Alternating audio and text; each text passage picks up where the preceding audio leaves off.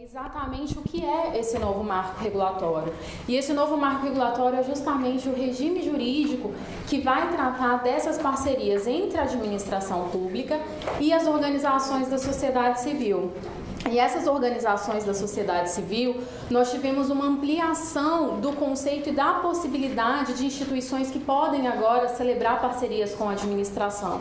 Porque ao tempo em que a gente tratava disso como convênio, normalmente nós tínhamos específico que eram as entidades privadas sem fins lucrativos.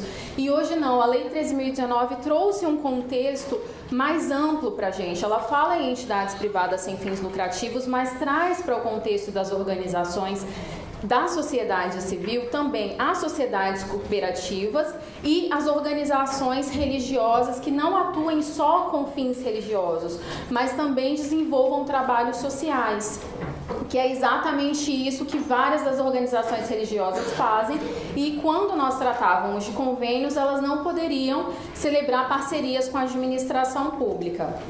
O marco regulatório, ele não foi uma iniciativa do Poder Legislativo. Na verdade, as discussões do marco regulatório, elas vieram desde 2010, quando entidades representantes das organizações da sociedade civil como um todo apresentaram uma plataforma para um novo marco regulatório, e essa plataforma ela foi apresentada na forma de uma carta, que foi apresentada para os então candidatos à presidência da República no ano de 2010, e a partir daí foi um longo processo até o ano de 2014. A professora Laís, inclusive, que palestrou para vocês hoje de manhã, ela tem um artigo muito interessante sobre isso, falando sobre a formação de grupos de trabalho, as discussões dessa plataforma na Casa Civil, até que se chegasse à Lei 13.019 de 2014. E essa Lei 13.019, ela teve uma redação original em 2014, ela é uma lei de 31 de julho de 2014, publicada no dia 1º de agosto, e depois no ano de 2015, em dezembro de 2015, nós tivemos a edição da Lei 13.204 de 2015, que reformulou bastante a Lei 13.019 e trouxe para a gente o modelo de hoje. Em relação à redação original da Lei 13.019, no artigo 1º nós tínhamos a previsão de que poderiam ser celebradas parcerias com repasse de recursos financeiros ou sem repasse de recursos financeiros. Mas eles só traziam na lei dois instrumentos, que eram o termo de colaboração e o termo de fomento. E os dois instrumentos eles eram justamente voltados a parcerias com repasse de recursos financeiros. E nada se falava sobre as parcerias sem o repasse de recursos financeiros. Foi nesse contexto que a Câmara Permanente de Convênios e demais ajustes congêneres da Procuradoria-Geral Federal elaborou um parecer falando, olha, já que a Lei 13.019, ela vem falando de parcerias sem repasse de recursos financeiros, mas não traz qual é o instrumento que deve ser utilizado, o entendimento era que os acordos de cooperação é que deveriam ser utilizados nessas hipóteses. E aí, nesse contexto, como os acordos de cooperação eles já são utilizados na administração pública federal quando não há repasse de recursos financeiros, nós passamos a aplicar o mesmo raciocínio. E aí, quando tivemos a edição da Lei 13.204 de 2015, com todas as alterações e as inovações que foram trazidas, a ideia que já tinha sido semeada pela Procuradoria-Geral Federal no ano de 2014 foi encampada pelo legislador. E aí nós passamos a ter menção expressa aos acordos de cooperação na Lei 13.019 de 2014. E é justamente isso que a gente vai passar a ver agora, detalhadamente, quais são as impressões, as primeiras impressões que nós, pelo menos lá na Procuradoria-Geral Federal, temos em relação aos acordos de cooperação. Então, qual foi o conceito que nós tivemos lá na Lei 13.019, tanto no artigo 2º, inciso 8A, quanto no artigo 5º, caput do Decreto 8726? É que é um instrumento por meio do qual vão ser formalizadas as parcerias firmadas entre a administração pública e as organizações da sociedade civil, sempre com finalidade para se alcançar o interesse público e nesse regime de mútua colaboração, e quando não houver a transferência de recursos financeiros. E aí, dentro dos acordos de cooperação, nós temos duas categorias que foram trazidas pela própria Lei 13.019.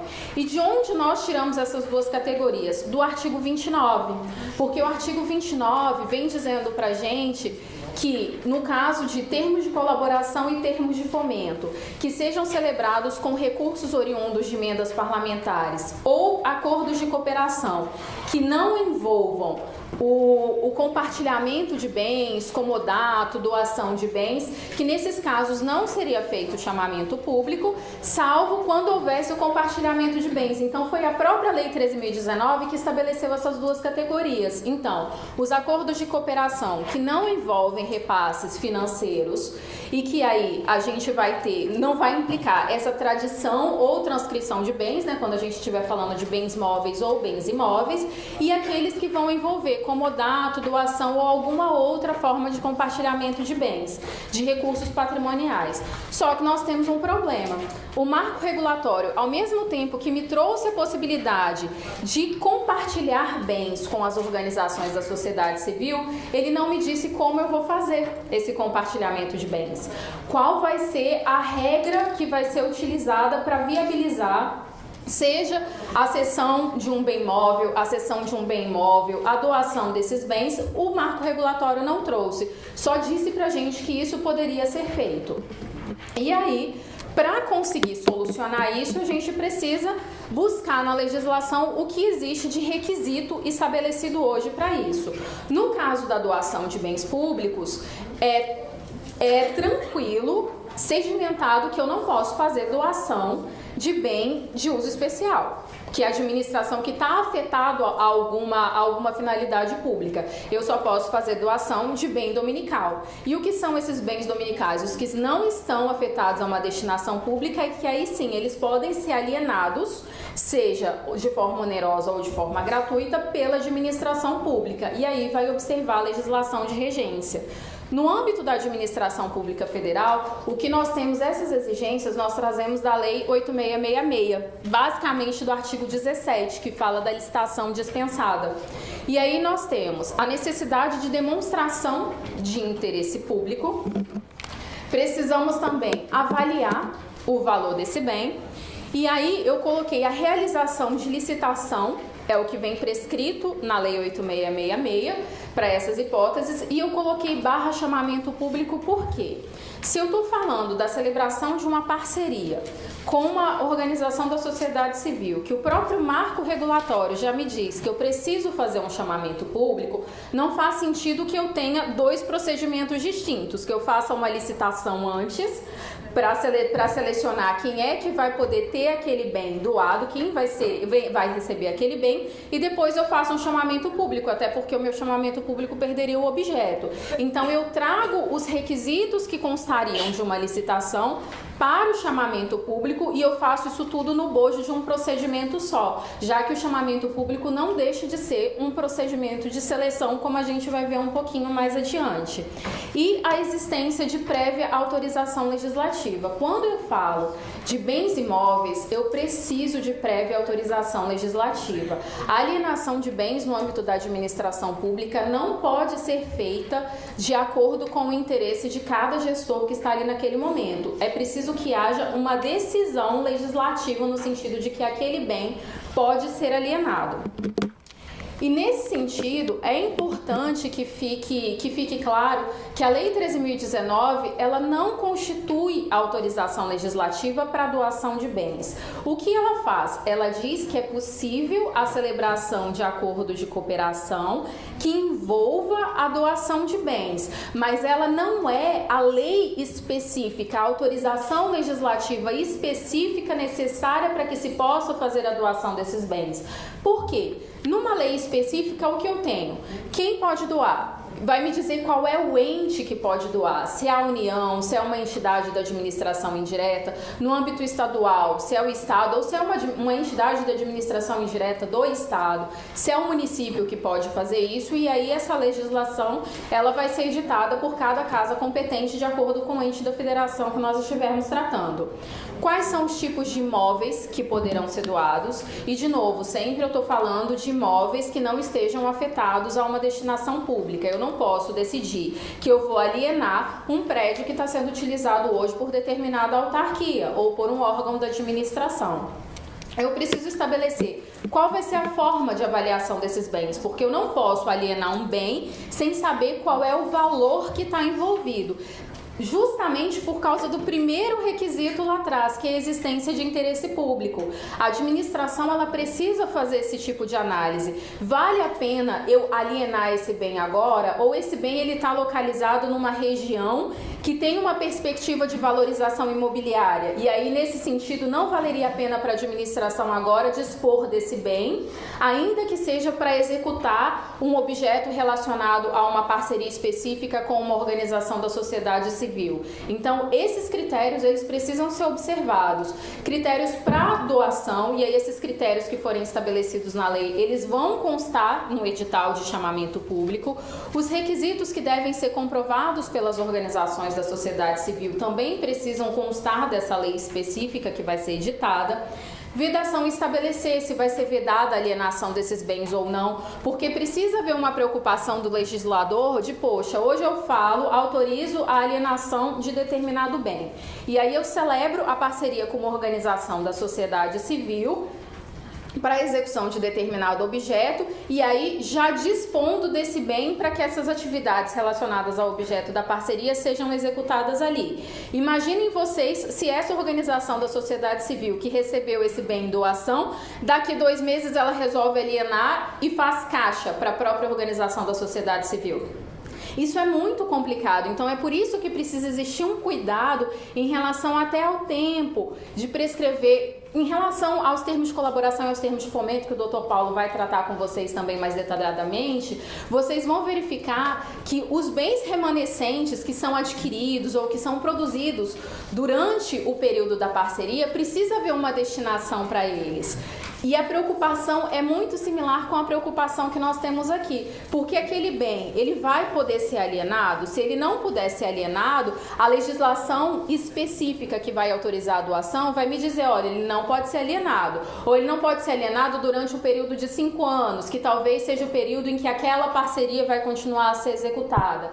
Quando eu estou falando de termos de colaboração e de termos de fomento e desses bens remanescentes, também existe essa preocupação da administração, de dizer, olha, esse bem vai voltar para mim, administração, porque eu tenho interesse em firmar outras parcerias, e essas outras parcerias eu vou utilizar esse equipamento, por exemplo. Ou então não, eu vou permitir que esse bem fique com a própria organização da sociedade civil para que ela continue executando o objeto da parceria, já que se trata de uma atividade contínua, por exemplo. Outros requisitos, na verdade, que podem ser também trazidos para essa legislação específica, são requisitos relativos à operacionalização dessa alienação. E aí realmente fica a cargo do legislador verificar, de acordo com cada situação específica, a necessidade ou não de trazer alguma outra ponderação, algum outro dispositivo, além desses que eu citei antes, que são requisitos mínimos que precisam ser pensados e constar dessa legislação específica. E é justamente pela falta de todo esse detalhamento na Lei 13.019 que se entende que a Lei 13.019 ela não constitui autorização para doação de bens. O que a Lei 13.019 traz para a gente em relação à doação de bens? E aí está no slide um pouquinho mais à frente que a gente vai chegar também. No artigo 84b, ele fala sobre a doação, a possibilidade de que as organizações da sociedade civil, elas recebam em doação bens que estão à disposição da Secretaria da Receita Federal do Brasil. É esse slide, eu vou até adiantar um pouquinho, depois a gente retorna para os bens imóveis. É esse aqui. A possibilidade de que essas organizações da sociedade civil, independentemente de certificação, e esse é um avanço da Lei 13.019, porque toda a legislação que a gente tem anterior, ela sempre condiciona o recebimento de algum benefício pela entidade privada sem fins lucrativos a algum tipo de certificação. E a Lei 13.019 vem falando não. Independente de certificação, se você se enquadra em um daqueles incisos do artigo 2º que traz para mim o conceito de organização da sociedade civil, você pode sim receber bens móveis em doação. os bens que são irrecuperáveis, apreendidos, abandonados ou que estão disponíveis lá na Secretaria da Receita Federal do Brasil. E aí você tem tanto a portaria 3010 de 2011, quanto a norma de execução COPOL número 2 de 2017, ela foi atualizada agora, em maio. A anterior, ela era do ano de 2011, aí agora em maio de 2017 eles fizeram a atualização. E essa norma, ela traz justamente os documentos que precisam ser apresentados pelas organizações da sociedade civil para que elas façam jus ao recebimento desses bens móveis em doação. Mas essa doação que nós estamos falando, da administração pública para a organização da sociedade civil, vinculada à execução de uma parceria, do objeto de uma parceria, que no caso seria o acordo de cooperação, para essa finalidade a Lei 13.019 não serve. Quanto aos bens móveis, na Lei 8.666, nós temos os 3 primeiros requisitos são idênticos. Então, a gente precisa da existência de um interesse público devidamente justificado, precisa que haja a avaliação prévia desse bem e precisa, sim, da realização de licitação ou do chamamento público. E aí, a explicação em relação ao chamamento público para os bens imóveis, ela é exatamente o mesmo raciocínio se aplica para os bens móveis. Só que nesse caso de bens móveis não existe necessidade de prévia autorização legislativa. E qual é a lógica disso? Normalmente, quando se fala de bens móveis, você está falando de patrimônio de menor valor. E aí é muito mais fácil de você dispor. Entendeu-se na legislação que não se precisaria de autorização legislativa específica, tanto não se precisa disso que no âmbito federal nós temos inclusive um decreto específico classificando os tipos de bens e dizendo qual é o procedimento que é adotado para cada um desses bens. Bens ociosos, irrecuperáveis, antieconômicos. Então, para essas situações nós temos uma regulamentação feita pelo presidente da República e não há necessidade de autorização legislativa. Eu não conheço aqui no estado da Bahia qual é a regulamentação, mas eu imagino que seja mais ou menos, caminhe mais ou menos no mesmo sentido, da desnecessidade de autorização legislativa, até porque a Lei 8.666, como norma geral, ela não traz essa obrigação e aí é um pouco difícil quando você não tem na lei federal essa obrigação que se faça esse tipo de imposição no âmbito estadual ou no âmbito municipal. Eu acredito que funcione mais ou menos da mesma forma. Comodato de bens públicos é outro ponto quando eles falam lá autorização, acordo de cooperação que envolvam doação, comodato ou outras formas de compartilhamento. Da doação, a gente já traçou os pontos principais. O comodato. O comodato, ele é um instituto um tanto quanto complicado de se utilizar na administração pública. Por quê? O comodato, eu estou falando de empréstimo gratuito de coisas não fungíveis, ou seja, eu não posso substituir por outras que sejam da mesma qualidade, da mesma quantidade, da mesma espécie. E aí o problema que eu tenho não é com o conceito, é porque esse instituto, ele é tipicamente do direito civil. E para trazer um instituto que é tipicamente do direito civil para o âmbito da administração pública, a administração pública acaba tendo que abrir mão da supremacia que ela tem em relação ao particular. E aí, mecanismos que nós temos hoje, na lei de licitações, por exemplo, eu tenho a possibilidade de que, em virtude de razões de interesse público devidamente justificadas, a administração pública possa assumir de imediato a execução de determinado objeto e eu faço a rescisão unilateral daquele contrato. No âmbito de um comodato, eu, administração, não posso fazer isso. Se eu emprestei aquele bem para uma organização da sociedade civil e eu não estipulei prazo para isso, eu, administração, por qualquer razão de interesse público que seja, eu não consigo retomar aquilo de forma autônoma. Eu preciso caracterizar alguma situação de imprevista ou alguma situação de urgência e aí eu preciso ir a juízo para que o juiz reconheça essa situação de imprevisibilidade, de urgência que apareceu ali. E aí, depois do reconhecimento judicial, é que eu tenho a possibilidade de retomar aquele bem. Isso é completamente incompatível com a a dinamicidade da administração pública. A administração pública não consegue funcionar dessa forma. Se eu emprestei, por exemplo, no meu acordo de cooperação, eu, administração pública, coloco o compartilhamento, por exemplo, de 2 impressoras. Eu, administração pública, tenho 5 impressoras, eu resolvi que eu vou compartilhar 2 impressoras com essa organização da sociedade civil, porque no bojo do objeto que foi celebrado com ela, tem a impressão de determinado número de documentos. E eu, administração pública, entendi que eu poderia emprestar essas 2 impressoras para eles, porque isso reduziria os custos que eles teriam lá e colaboraria para a melhor execução do objeto da parceria. E aí, das 3 impressoras que me sobraram, 2 estragam. E eu, administração pública, não consigo funcionar. A minha repartição não funciona com 2, só com uma impressora. Eu preciso de pelo menos 2. Nesse caso, se eu tivesse feito um empréstimo por comodato, eu não conseguiria olhar para a organização da sociedade civil e falar, então, você tem 2, só que agora eu vou precisar de uma de volta. E aí, como é que eu vou a juízo explicar para o juiz que, olha, eu tinha ficado com 3 impressoras, mas 2 não estão mais funcionando, eu preciso de uma de volta agora, para que ele reconheça alguma imprevisibilidade ou alguma urgência, para que então eu possa retomar aquele bem. Não faz sentido. E justamente por essa razão que o comodato não é recomendável que se celebre comodato no âmbito da administração pública. A professora Maria Silvia, ela até faz uma colocação muito interessante na obra dela. Ela fala o seguinte: o que se tem que, na hora de decidir pela aplicação de um instituto de direito público ou de um instituto de direito civil, o que se precisa pensar é qual é a finalidade que precisa ser atendida.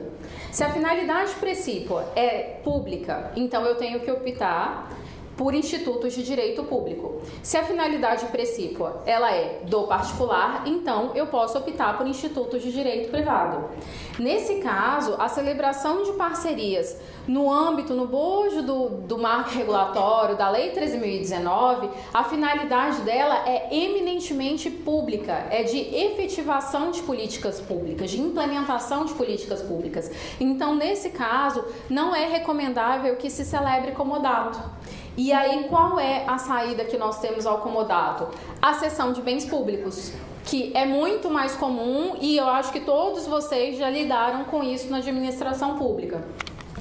E qual foi o conceito que se construiu de cessão de bens públicos? Porque se você for em qualquer um dessas legislações que estão aqui, tanto o Decreto-Lei 9760 quanto a Lei 9636, não tem um dispositivo falando a cessão de bens públicos é. Qual foi o conceito que se construiu? De que é um ato de outorga de uso gratuito ou, em condições especiais, de bem móvel ou imóvel, que é de titularidade da administração pública, com qual objetivo? Prestar colaboração, tanto a entes públicos quanto a particulares.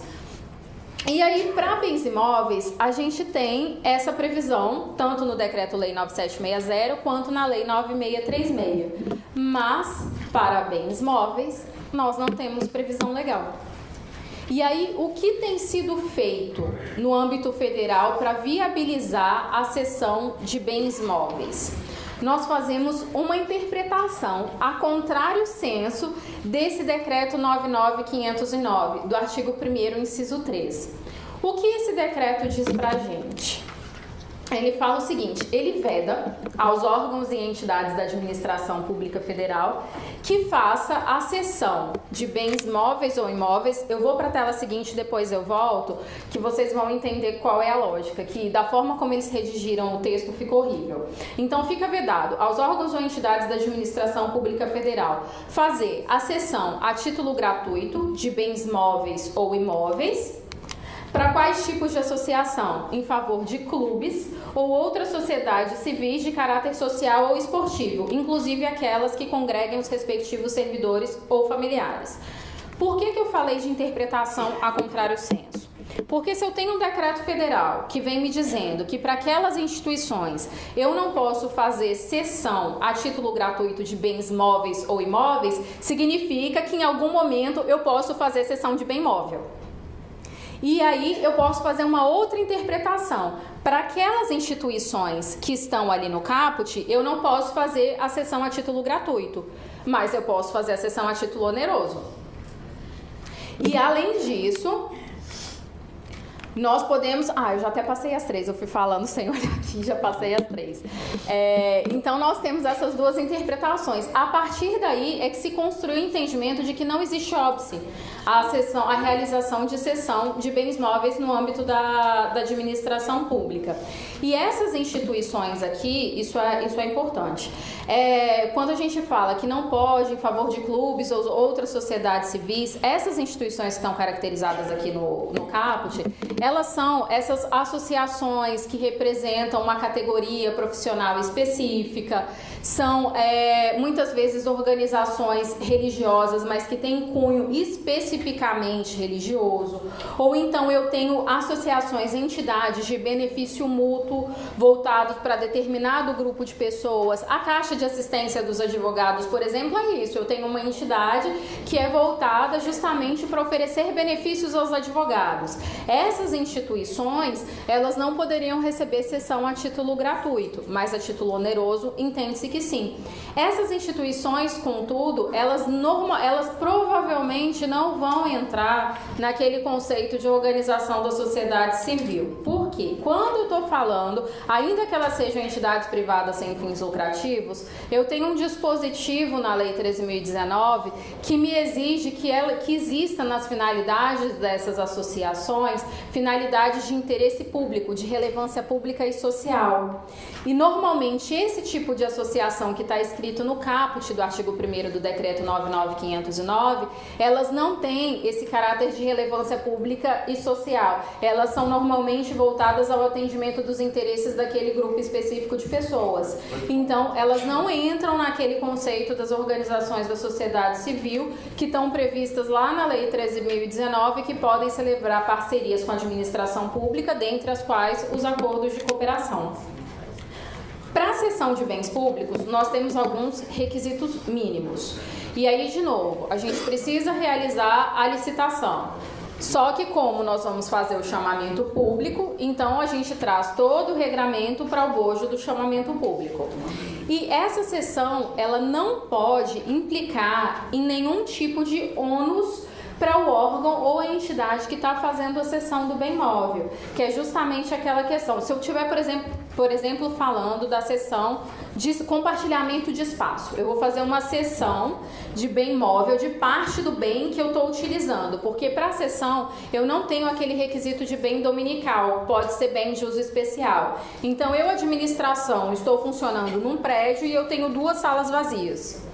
E aí, para a execução do objeto daquela parceria, eu entendo que é conveniente e oportuno disponibilizar o espaço daquelas 2 salas que estão vazias para que a organização da sociedade civil que foi selecionada possa desenvolver as atividades relacionadas ao objeto da parceria naquele espaço, o que vai reduzir o custo da organização da sociedade civil, que não precisaria, por exemplo, locar um outro espaço. Para que eu faça a disponibilização, eu, administração, preciso verificar se aquilo ali não vai impactar no meu funcionamento, se não é uma área que eu vou precisar a curto ou a médio prazo, se o horário de funcionamento da organização da sociedade civil vai coincidir com o meu horário de funcionamento. Eu vou precisar verificar se isso não vai prejudicar alguma demanda administrativa, porque às vezes eu tenho aquele espaço disponibilizado, mas ele é utilizado eventualmente para realização de sessão de ginástica laboral dos servidores. Eu preciso saber se eu tenho um outro espaço para poder alocar esses servidores nesse momento de ginástica laboral, que tá dentro de um programa de qualidade de vida dos servidores. Então, todas essas análises precisam ser feitas. E, principalmente em relação ao compartilhamento do bem imóvel, tem que se ter o cuidado de que o que é gratuito é a cessão do espaço. Então, a organização da sociedade civil não vai precisar remunerar a administração pelo uso daquele espaço, mas ela vai precisar ressarcir os custos que a administração vai ter com aquilo, porque eu vou ter mais gasto de energia elétrica, mais gasto de água, eu vou precisar que a vigilância seja estendida para aquele local também, eu vou precisar que seja feito serviço serviços de manutenção e limpeza. Então, o que é gratuito é a utilização daquele espaço, mas os custos que são gerados a partir daquilo precisam ser ressarcidos pela organização da sociedade civil. E isso vai desnaturar o acordo de cooperação de forma nenhuma, porque eu continuo não tendo repasse de recursos para execução do objeto da parceria. O que eles estão fazendo é simplesmente o ressarcimento dos custos extras que a administração pública vai ter com a manutenção daquele espaço. Outro ponto também é que a realização de qualquer adequação de espaço físico, e aí seja no caso de compartilhamento de uso de um bem imóvel ou da cessão de um bem imóvel que seja um bem dominical, ou seja, que a administração não esteja utilizando agora, nas duas situações, qualquer realização de adequação de espaço físico corre única e exclusivamente à conta da organização da sociedade civil. Por quê? A Lei 13.019, ela trouxe uma inovação em relação ao que nós tínhamos anteriormente. Antes se exigia a comprovação de capacidade técnica e operacional previamente instalada. A Lei 13.019 fala que isso não é necessário. Não precisa comprovar essa capacidade técnica e operacional previamente instalada. Então, nesse sentido, existe a possibilidade de que o acordo de cooperação seja celebrado prevendo a cessão de determinado bem imóvel no bojo dessa parceria para viabilizar a melhor execução dessa parceria e que para a execução desse objeto seja necessária a realização de alguma reforma naquele imóvel. A organização da sociedade civil, ela participa do chamamento público sabendo disso. E ela vai custear, já que ela não dispõe de instalações físicas adequadas para a execução do objeto daquela parceria, mas ela está se dispondo a executar o objeto da parceria, então ela assume aquilo como um ônus inerente ao que ela quer realizar. E os custos correm única e exclusivamente à conta dela.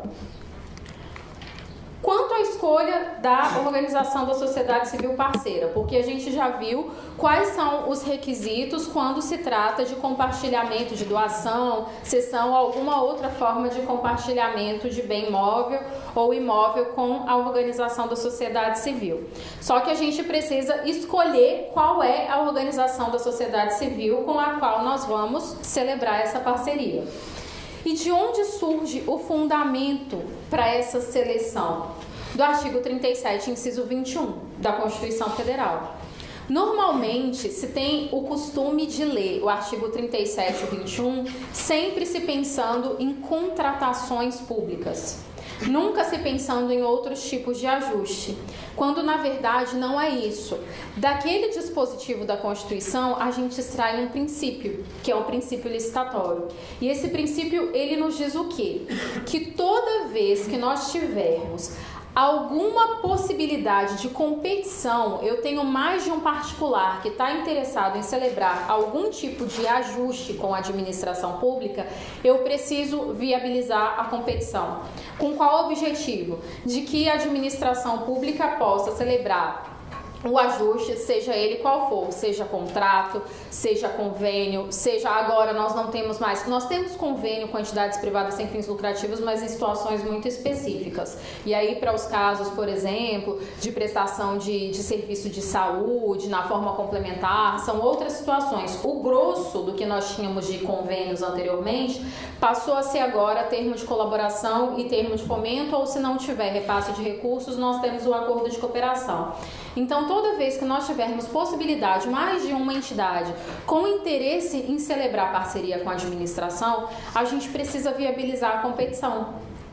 Tanto que se nós vamos ler aqui o conceito do chamamento público e vocês vão se lembrar do que está lá no artigo 3º da Lei 8.666, que fala justamente de moralidade, de princípio da legalidade, de princípio da isonomia, de vinculação ao instrumento convocatório, de forma que você possa tratar todas as entidades interessadas da mesma maneira. Então, o conceito é justamente esse aqui, ó, de procedimento destinado a selecionar a organização da sociedade civil para afirmar parceria com a administração pública, seja termo de colaboração ou termo de fomento, e aí vocês vão ver que eles não citam o acordo de cooperação, com com a finalidade de garantir a observância desses princípios: isonomia, legalidade, impessoalidade, moralidade, igualdade, publicidade, probidade administrativa, vinculação ao instrumento convocatório e outros que sejam correlatos, que é exatamente a mesma redação da parte final do artigo 3º da Lei 8666.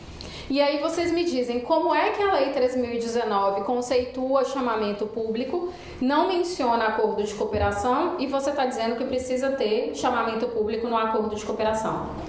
E mais, lá no artigo 24 caput, com a nova redação que foi dada pela Lei 13.204, não se fala novamente em acordo de cooperação, pelo contrário, só se fala em termos de colaboração e em termos de fomento. E no artigo 29, a primeira parte excepciona a realização de chamamento público. E na segunda parte, só quando se fala de acordo de cooperação envolvendo algum compartilhamento de recurso patrimonial é que se exige chamamento público. Por que é que eu estou dizendo para vocês que é necessário que se faça o chamamento público? Eu trouxe aqui a redação original de cada um desses dispositivos que eu mostrei para vocês e a redação atual para vocês verem a inversão da lógica que se fez com a Lei 13.204 de 2015. E só fazendo um parêntese, essa Lei 13.204 de 2015, ela é resultante de uma medida provisória. Essa medida provisória, ela foi para o Congresso Nacional, foi editada pelo Presidente da República, foi para o Congresso Nacional e ela única e exclusivamente tinha a finalidade de ampliar o prazo de vacatio legis. Porque no âmbito da própria administração pública federal estava sendo muito difícil de conseguir adaptar sistema para que se possa acompanhar essas parcerias. Hoje nós temos o SICONV já adaptado para os termos de colaboração e para os termos de fomento, e o Dr. Kleber vai falar para vocês na sexta-feira. Ele entende tudo, se tem alguém na esplanada que entenda de SICONV, é o Dr. Kleber. Então, assim, a administração precisava de um tempo para conseguir adaptar sistema, para conseguir capacitar gestores, porque isso era novo não só para as organizações da sociedade civil, mas para a própria administração pública. E se a gente estava tendo essa dificuldade no âmbito federal, muito mais no âmbito estadual e no âmbito municipal. Então, a finalidade única e exclusiva dessa medida provisória era ampliar o prazo de vacatio. Quando essa medida provisória chega ao Congresso Nacional para ser apreciada, foram apresentadas simplesmente 152 emendas. Dessas 152 emendas, 141 foram aprovadas. E aí resultou na Lei 13.204 de 2015. E houve uma inversão da lógica que tinha sido inicialmente inserida na Lei 13.019. Porque a lógica inicial da Lei 13.019 era chamamento público para tudo, exceto nas situações de dispensa e inexigibilidade, que são os artigos 30 e 31 da lei. A redação original do artigo 24 é essa: para a celebração das parcerias previstas nessa lei, a administração pública deverá realizar o chamamento público. Então, eram todas as parcerias. Com a redação da Lei 13.204, exceto nas hipóteses previstas, a celebração de termo de colaboração ou de termo de fomento será precedida de chamamento público. O acordo de cooperação ficou excluído. No artigo 29, a mesma coisa. Redação original: exceto nas hipóteses expressamente previstas nessa lei, ou seja, dispensa e inexigibilidade de licitação, a celebração de qualquer modalidade de parceria será precedida de chamamento público. Na redação nova, os termos de colaboração e os termos de fomento que envolvam recursos oriundos de emendas parlamentares e os acordos de cooperação serão celebrados sem chamamento público, exceto em relação àqueles que envolverem a celebração de comodato, de doação ou outra forma de compartilhamento de recurso patrimonial. Então, com essas emendas que foram apresentadas, por óbvio que não foram todas elas destinadas a alterar a redação desses dois dispositivos, mas as que foram voltadas a alterar a redação do artigo 24 e do artigo 29 da lei, elas procuraram inverter a lógica que tinha sido traçada na redação original, que era ter como regra a realização do chamamento público. Então, o que se pretendeu fazer? trazer... A lógica ela foi invertida, porque o que a Constituição me diz? A regra é procedimento licitatório, e aí entendendo o procedimento licitatório no contexto maior, de escolha, de seleção de particulares para celebrar algum ajuste com a administração pública. Então, o que era a regra, eles transformaram em exceção. E nesse sentido, essa questão ela foi apreciada pela Procuradoria-Geral Federal, e o que se entendeu foi o seguinte: existem limites que são impostos ao legislador na hora de criar hipótese de dispensa. Porque lá na redação do artigo 37 e 21 vem escrito que, ressalvadas as hipóteses previstas em lei, sempre eu vou ter a contratação, aquisição de bens e serviços realizadas com prévia realização de procedimento licitatório.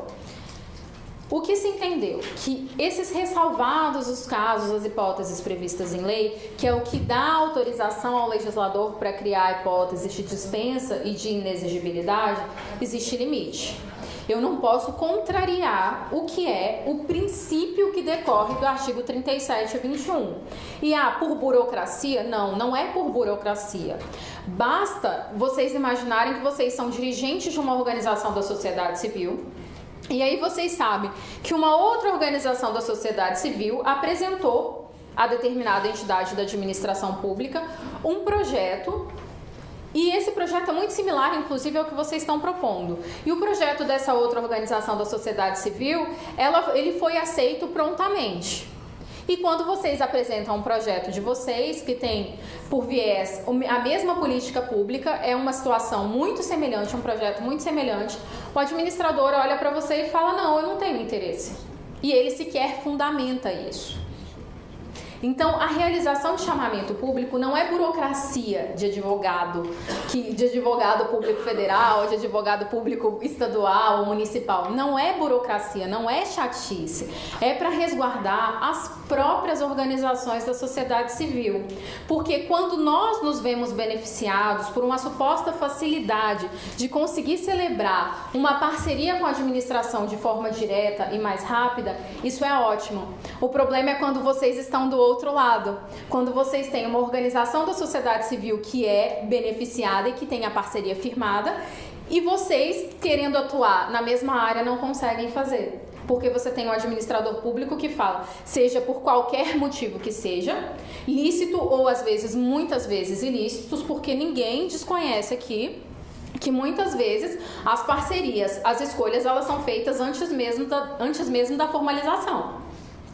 Às vezes você tem entidades em que o dirigente daquela entidade é muito próximo do dirigente de determinada autarquia, ou ele é muito amigo do dirigente de determinado órgão da administração pública. Não é segredo para ninguém que isso acontece.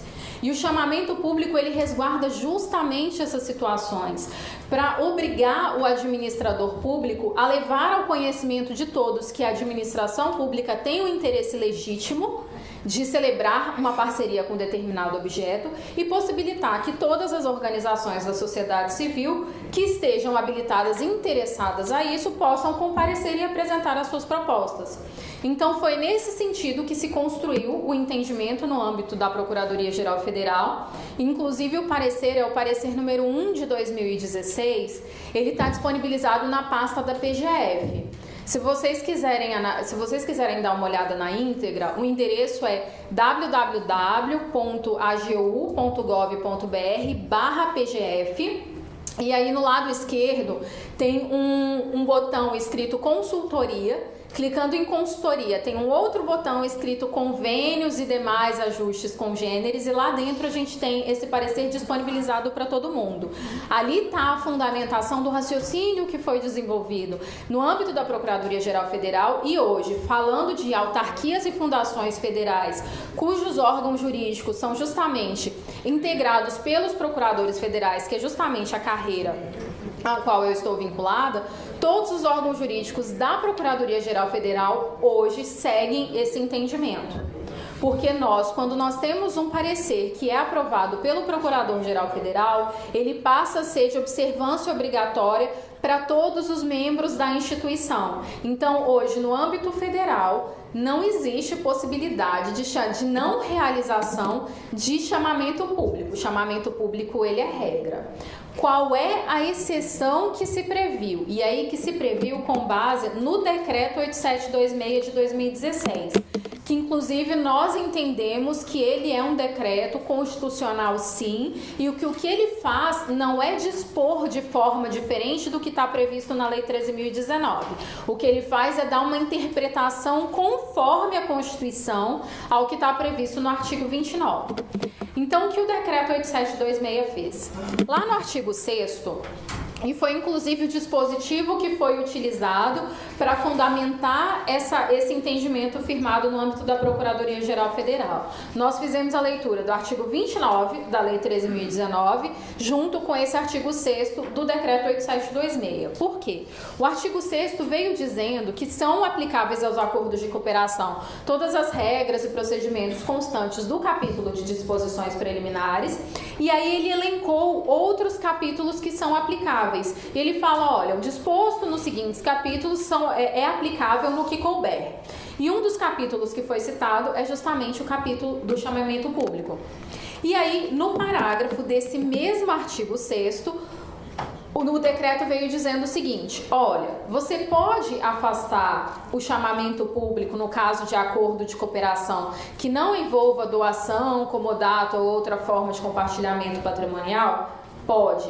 Quando? Quando você tiver apresentado uma justificativa que considere a complexidade da parceria e o interesse público que está envolvido. Ou seja, eu passo a obrigar o administrador público a fundamentar a decisão dele de não realizar chamamento público. Por que isso é importante?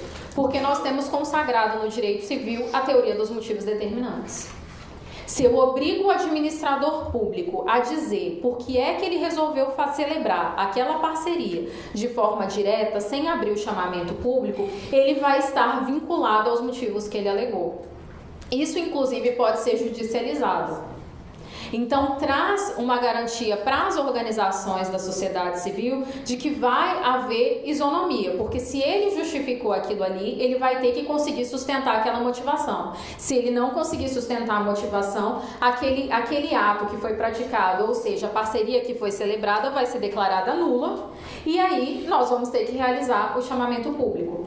Foi a combinação desses dois dispositivos que fez com que nós chegássemos a esse entendimento, e hoje, no âmbito da administração pública federal indireta, que é assessorada pela Procuradoria-Geral Federal, a regra tem sido essa.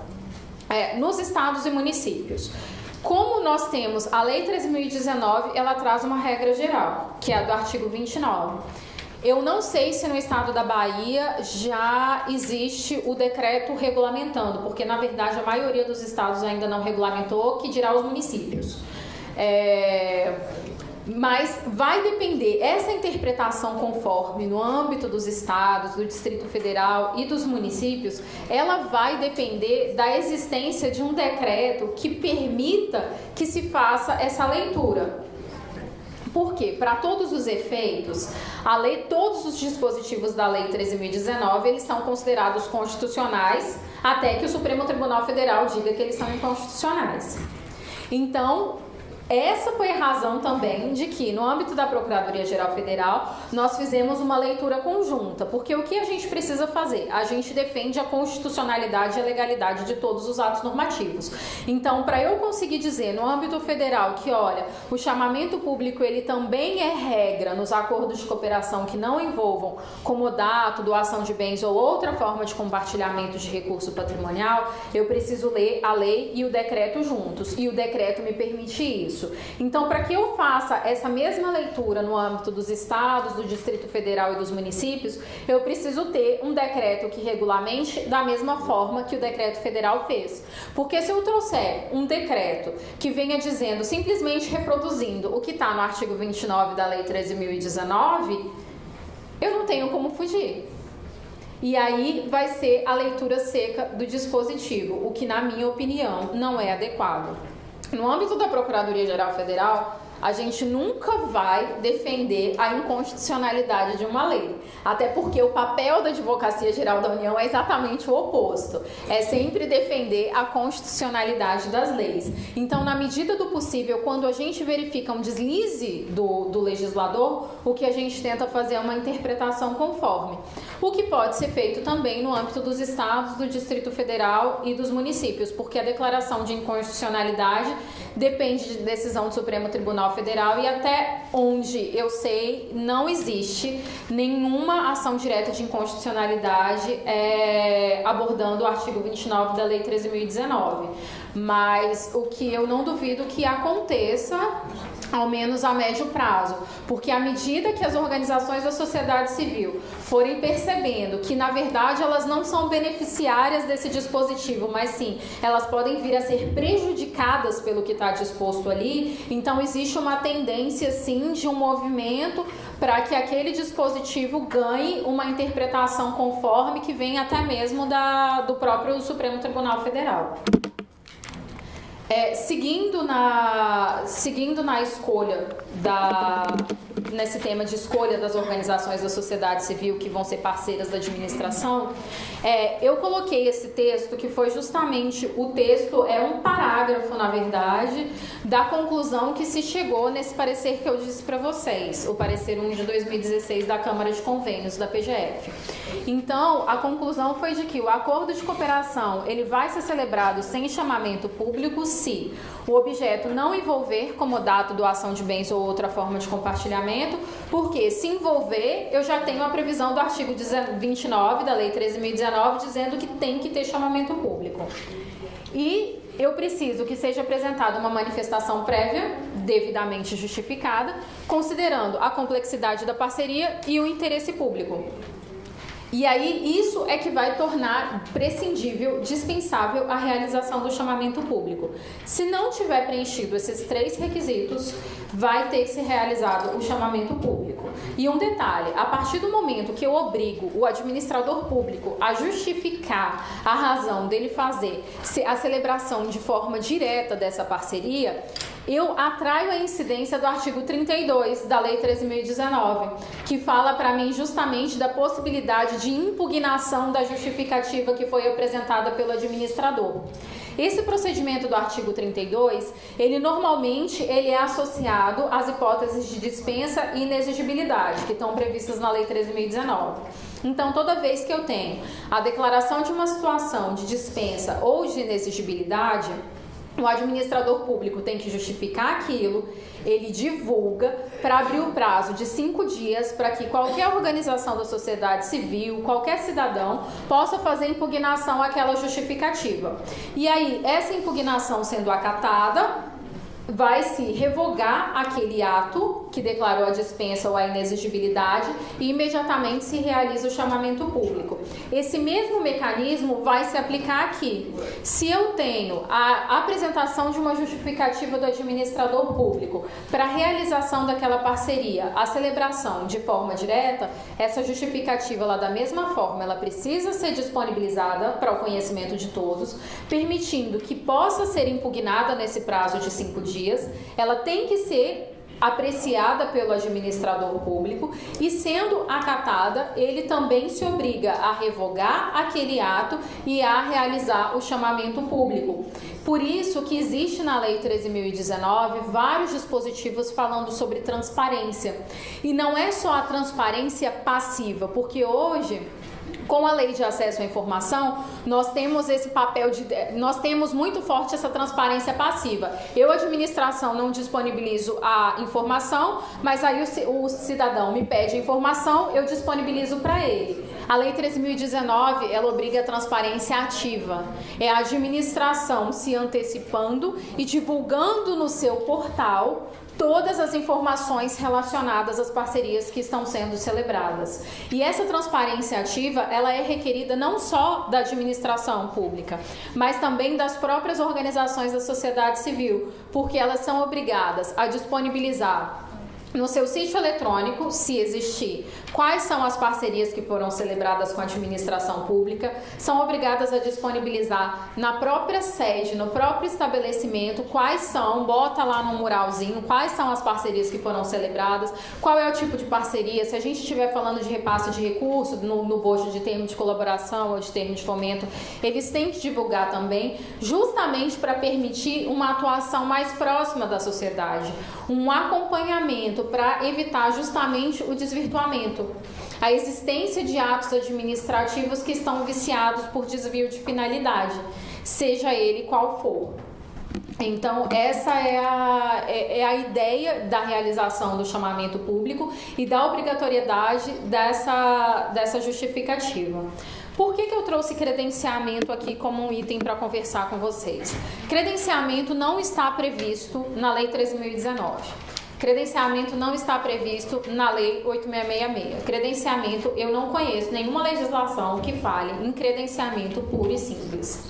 O conceito de credenciamento, ele foi trazido pela doutrina, no sentido de que, quando eu tiver mais de um particular que tenha interesse em celebrar algum tipo de ajuste com a administração, e a administração puder celebrar esse ajuste com todos os particulares que tiverem interesse, eu não tenho competição.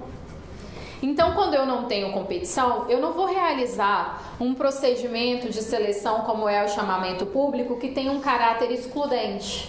Eu vou realizar o credenciamento. E o que é esse credenciamento? Eu estabeleço requisitos técnicos que precisam ser atendidos por essa organização da sociedade civil e aí eu faço uma listinha das organizações da sociedade civil que atendem aqueles requisitos e que estão habilitadas a celebrar a parceria comigo, administração pública. Por isso que eu trouxe esse conceito para vocês. E um exemplo que deixa isso muito claro, hoje eu estou chefiando a Procuradoria junto à Agência Espacial Brasileira.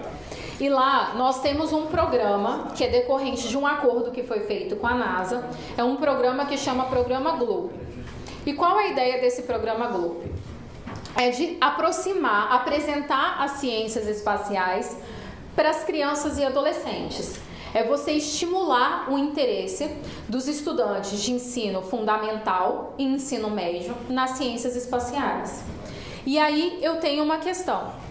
Eu tenho duas possibilidades. A da EB vai ser a segunda, mas vamos para a primeira. Suponhamos que a EB tenha condições de celebrar esses acordos de cooperação com todas as entidades, porque nós temos entidades privadas sem fins lucrativos que trabalham na área de educação e que oferecem ensino fundamental e médio. Então, o que a gente quer no âmbito da EB é celebrar acordos de cooperação com essas entidades para que essas entidades ofereçam as atividades, realizem as atividades desse programa com os seus alunos. Uma hipótese que eu tenho é de que a EB consiga celebrar esses acordos de cooperação com todas as organizações da sociedade civil que a procurarem, interessadas no programa. Se for essa situação, eu vou ter uma hipótese de credenciamento. Só que a segunda hipótese, que na verdade é a situação da EB, é que nós temos um quadro de servidores reduzido. E como eu tenho um quadro de servidor reduzido, eu não tenho servidor suficiente para treinar o professor de todas essas entidades. Eu não tenho servidor suficiente para fiscalizar a execução de todas essas atividades em todas as escolas interessadas. Então, o que acontece nesse caso? Eu, a EB, não consigo celebrar a parceria com todas as entidades que me procurarem. Eu só consigo celebrar com 5 entidades por ano. A partir do momento que eu limito o número de parcerias que eu consigo celebrar por ano, justamente porque eu, administração pública, não tenho capacidade operacional para acompanhar o desenvolvimento dessas atividades em todas as instituições com as quais eu celebrar a parceria, eu crio a situação de competição. E aí, se eu crio a situação de competição, eu preciso realizar o chamamento público e permitir que todas essas instituições compareçam, me apresentem as propostas dela e dizendo quantos professores teriam disponíveis para poder ser capacitados pela autarquia para executar essas atividades. E aí, diante das propostas que forem apresentadas para mim, administração pública, eu vou selecionar as 5 melhores propostas e vou celebrar com elas naquele ano a parceria. E aí é a hipótese do chamamento público. Essa situação do credenciamento, ela tem sido, inclusive, muito interessante para situações que nós precisamos viabilizar até o recebimento de repasse de recurso financeiro, só que o repasse ele não vem direto para a administração. Deixa eu explicar melhor para vocês o que eu quero dizer. Quando a gente está falando de meio ambiente, existem várias instituições que têm interesse em executar atividades vinculadas ao ICMBio, por exemplo, que cuida das unidades de conservação. Muitas vezes essas entidades privadas sem fins lucrativos, elas não têm dinheiro o suficiente para desenvolver isso sozinho. Eles precisam de algum tipo de aporte. E aí você tem particulares que têm interesse em investir na questão ambiental. O que eles fazem? Eles têm interesse em fazer doações para instituições que possam trabalhar junto com a administração em prol do meio ambiente. O que a administração pode fazer? Ela abre um credenciamento para que essas entidades, essas organizações da sociedade civil voltadas para o meio ambiente, elas possam se cadastrar, elas vão atender os requisitos técnicos que estão ali previstos, e quando um particular procura a administração falando, poxa, eu queria fazer a doação de um recurso para vocês investirem nas unidades de conservação, por exemplo, a administração pública apresenta um rol para eles e fala, olha, nós fizemos um credenciamento e nós temos tais entidades, tais organizações da sociedade civil cadastradas. Esse credenciamento ele pode ser utilizado de várias formas, e essa é uma forma que se tem pensado para conseguir operacionalizar, para legitimar essa recepção de valores, esse recebimento de repasses da iniciativa privada pelo poder público, e você conseguir operacionalizar isso de uma forma melhor e mais rápida, porque quem tem costume aqui de lidar com a administração pública, e aí eu vou falar no âmbito federal, qualquer órgão ou entidade da administração pública federal, quando ele recebe recurso de um particular, esse recurso ele vai para a conta única do Tesouro Nacional. Quando vai para a conta única do Tesouro Nacional, ele não vai... Exatamente, é o já era. É isso aí mesmo, é o já era. Porque se você não tiver um contato muito bom para pedir, pelo amor de Deus, aumente o meu orçamentário porque eu tenho financeiro, isso não vai acontecer. Então, assim, é dinheiro a fundo perdido. Exatamente, assim, já era, espera o ano que vem, torce para a proposta que você encaminhar passar inteirinha, o que nesse contexto de contingenciamento é impossível. Você manda um valor, você recebe 1/3 daquilo que você pediu, e você tem que conseguir funcionar no exercício financeiro inteiro. Então essa é a forma que está sendo pensada no âmbito da administração pública federal para conseguir operacionalizar esse tipo de atuação. Procedimento de manifestação de interesse social no âmbito dos acordos de cooperação. O que é esse procedimento de manifestação de interesse social? E é uma inovação da Lei 13.019, porque isso não existia em lugar nenhum, nem quando a gente falava de convênio. É você possibilitar que os particulares, e aí não só as entidades, as organizações da sociedade civil, mas que o próprio cidadão ou que movimentos sociais, e isso é muito interessante, porque movimento social, ele não está registrado no cartório. O movimento social, ele tem o reconhecimento, mas ele não tem papel escrito. E o movimento social, ele pode apresentar também proposta para a administração pública com o intuito sugerindo a realização do chamamento público para execução de determinado objeto. Isso é o procedimento de manifestação de interesse social. É uma forma de você estimular a participação da sociedade. E esse estímulo à participação social, ele consta na Lei 13.019, inclusive como um dos fundamentos desse novo regime jurídico. Então, o artigo 6º, inciso 4º do Decreto 8726, ele fez a previsão de que o capítulo relacionado ao procedimento de manifestação de interesse social, ele é também aplicável aos acordos de cooperação. Então, por isso é que se entende, a Lei 13.019, ela é silente. Ela só fala que existe o procedimento de manifestação de interesse social e que esse procedimento ele vai ser regulamentado por cada um dos entes da federação. A administração pública federal, então, no decreto 8726, estabeleceu que, joia, a gente vai ter o procedimento de manifestação de interesse social, ele se estende também a situações de celebração de parceria sem repasse de recursos financeiros, ou seja, para a celebração de acordos de cooperação. E como ele funciona? A proposta ela é apresentada pelo cidadão, pelo movimento social, pela organização da sociedade civil, e ela precisa ter 3 requisitos. Eu preciso saber quem está fazendo a proposta, qual é o interesse público que está envolvido nessa proposta que está sendo feita, e eu preciso fazer um diagnóstico de uma realidade que eu quero modificar. Eu preciso conseguir demonstrar o que eu quero aprimorar, o que eu quero desenvolver e indicar quais são as atividades que, pelo menos, se identifica que são necessárias que sejam desenvolvidas e qual seria o prazo necessário para a execução dessas atividades ou de um projeto específico. Essa proposta ela é recebida pela administração pública, que tem que tornar pública a proposta que foi recebida, ou seja, evita que o administrador receba o protocolo e simplesmente coloque na gaveta. Recebe a proposta, coloca na gaveta e fica por isso mesmo. Não. O decreto falou, administração, vocês receberam a proposta, vocês vão divulgar no portal. Vocês vão divulgar no portal e vocês têm prazo para apreciar. Vocês divulgam no portal, tem o prazo para apreciar. Apreciou, acha que é conveniente e oportuno realizar o procedimento de manifestação de interesse social? Vai ser realizado. E o que é esse procedimento? É simplesmente ouvir a sociedade. Eu, administração pública, posso disponibilizar no meu portal, por exemplo, um item lá, um íconezinho de acesso para receber contribuição em relação àquela proposta que foi feita. Olha, eu acho legal que isso seja feito. Não, eu não acho legal. Olha, estão falando que é para realizar essa atividade em determinado bairro, mas tem um outro bairro que está precisando mais disso. Estão querendo, por exemplo, focar esse objeto, focando nas crianças, mas talvez o público dos adolescentes seja mais importante. É para ouvir a população. Por quê? Quem vai ser o beneficiário da execução desse objeto? A população. Então, eu preciso ouvir. Eu posso tanto fazer de forma remota, disponibilizando um link no site da administração pública, seja ela qual for, para receber essas contribuições, ou eu posso realizar audiência pública, para ouvir o que a população acha sobre isso e se acha pertinente ou não.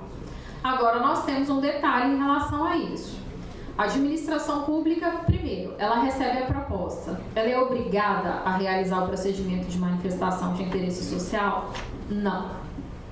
Ela é obrigada a apreciar e a se pronunciar. E ela pode se pronunciar no sentido de que, olha, eu não acho nesse momento que seja interessante realizar o procedimento de manifestação de interesse social.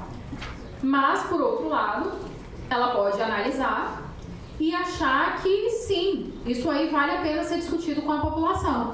Então, eu vou realizar o procedimento de manifestação de interesse social. E mesmo após ouvir a população, ele entende que não, a administração entende que não é conveniente ou oportuno realizar o chamamento público agora. Não tem problema nenhum, porque a administração pública ela não é obrigada a realizar o chamamento público. E tem um detalhe nesse caso.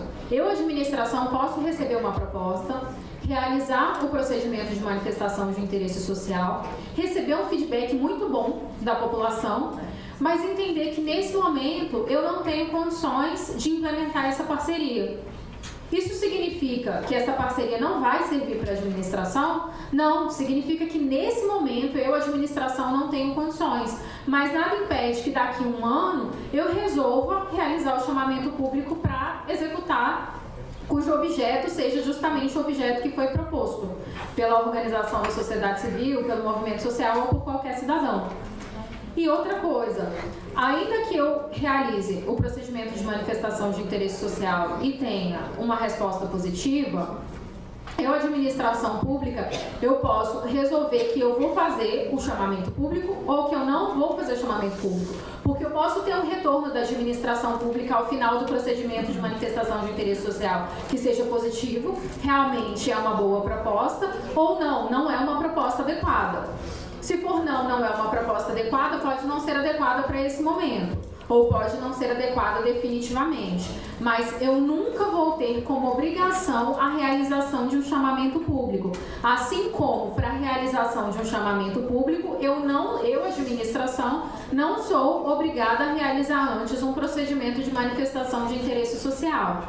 Isso aí, esse procedimento, ele é só mais um mecanismo para que a administração possa atuar da melhor forma possível, para que ela consiga atender, na medida do possível, os interesses da sociedade e trazer a sociedade para uma gestão conjunta. Mas não que isso vincule a atuação da administração, porque a visão do administrador, ela é macro. Enquanto eu, cidadão, estou enxergando aquele objeto ali, aquele objeto reflete uma necessidade que é minha, que é do meu bairro, que é da minha cidade, o administrador público, ele tem uma visão maior e ele precisa fazer uma ponderação de interesses e justamente focar naquilo que é possível que se realize e que se realize da forma mais rápida possível. Mas é um instituto muito interessante, um mecanismo muito interessante que foi trazido pela Lei 13.019, que é aplicável aos acordos de cooperação também e que eu acho que vai facilitar muito, vai facilitar e vai ampliar o contato da população com a administração pública. Eu passei agora aqui para os requisitos de habilitação, porque a gente já falou dos acordos de cooperação, dos tipos de acordo de cooperação, da possibilidade de ouvir a sociedade e de que ela apresente as propostas para a realização de um chamamento público. Então agora a gente fala dos requisitos de habilitação nesse edital de chamamento público que vai ser lançado. E a construção do chamamento público na Lei 13.019, ela foi muito inspirada na Lei 8.666. É aquela história, nada se cria, tudo se transforma. Então, com as adaptações que foram feitas em relação ao edital de licitação que é previsto na Lei 8.666, que tem uma finalidade muito distinta, que é de contratação de bens e serviços. Aqui não, a gente quer selecionar uma entidade, uma organização da sociedade civil para executar uma parceria, executar um objeto de uma parceria em regime de mútua colaboração. Mas a estrutura do que vai ser o meu edital, ela é muito parecida com a estrutura que se exige lá na Lei 8.666. Aqui vocês vão ver que a gente só não tem aquela parte de qualificação econômica financeira, mas todo o restante nós temos de habilitação jurídica, de regularidade fiscal e trabalhista e de qualificação técnica também. E qual é a finalidade desses requisitos de habilitação? Para que existe requisito de habilitação no edital de chamamento público? Justamente para que a administração possa verificar a aptidão daquelas organizações da sociedade civil que estão interessadas em realizar aquela parceria, se elas de fato têm aptidão para executar aquele objeto.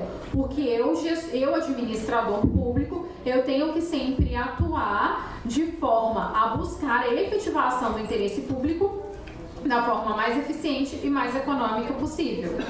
Então, nós temos aqui como requisitos de habilitação jurídica, e aí eu fui colocando, eu acho que vocês têm os slides todos aí, não tem? Tem? Não, então ótimo, porque aí o que eu fiz? Eu não sei, a atuação de vocês é mais no âmbito federal, é âmbito estadual, é tudo misturado? Como é que vocês estão aqui? Quem é federal? Levanta a mão. Estadual? Acho que vai ser municipal. Municipal é a maioria. A maioria. Vamos lá. Eu fui colocando, então assim, é só vocês desconsiderarem as menções que eu estou fazendo no decreto 8726, mas assim, eu sempre, como a minha perspectiva é de âmbito federal, então eu procurei sempre colocar a Lei 13.000, quais eram os dispositivos da Lei 13.019 e quais são os dispositivos do decreto que estão prevendo cada um desses requisitos que eu coloquei aqui. Primeira coisa, cópia do estatuto registrado e das alterações. Eu preciso saber que essa OSC existe e para o que ela foi criada. Eu só vou conseguir descobrir isso lendo o estatuto dela. E aí tá escrito aqui para vocês justamente o que a gente já tinha comentado antes, que precisa estar escrito no estatuto que ela tem finalidade de relevância pública e social. Se não tiver demonstrado no estatuto lá, nos objetivos que foram estabelecidos, que tem finalidade de relevância pública ou social, eu não vou conseguir celebrar parceria com essa entidade. Por isso que lá atrás eu disse para vocês, aquelas instituições que são listadas lá no artigo 1º do decreto 99509, elas não vão conseguir celebrar parceria no bojo do marco regulatório. Por quê? Elas não são voltadas para a execução de objeto, elas não têm finalidade de relevância pública e social. Elas têm uma finalidade social, mas voltada para um grupo específico. E não é isso que é objeto da Lei 13.019. O que a Lei 13.019 quer são entidades privadas sem fins lucrativos, organizações religiosas que desenvolvam atividades sociais, cooperativas que estejam voltadas à execução de políticas públicas, que possam trabalhar em parceria com a administração para a execução de políticas públicas. Outra coisa que a gente precisa, cópia de ata da eleição dos dirigentes. Eu preciso da relação nominal desses dirigentes, de CPF, de endereço, de tudo. Porque eu tenho um artigo 39 na Lei 13.019 que me traz uma série de vedações. Dentre elas, eu tenho a vedação de que seja celebrada parceria com organizações da sociedade civil que possuam como dirigentes membros de poder, dirigentes de entidades que sejam vinculadas à administração pública no bojo da qual vai ser realizada aquela parceria, que tenham como dirigentes membros do Ministério Público.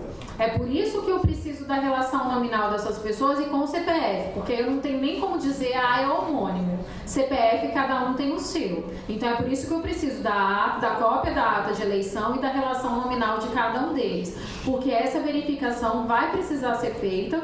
Inclusive, a organização da sociedade civil, ela apresenta uma declaração de que a organização ela não incorre em nenhuma daqueles impedimentos, daquelas vedações que estão previstas lá na Lei 13.019.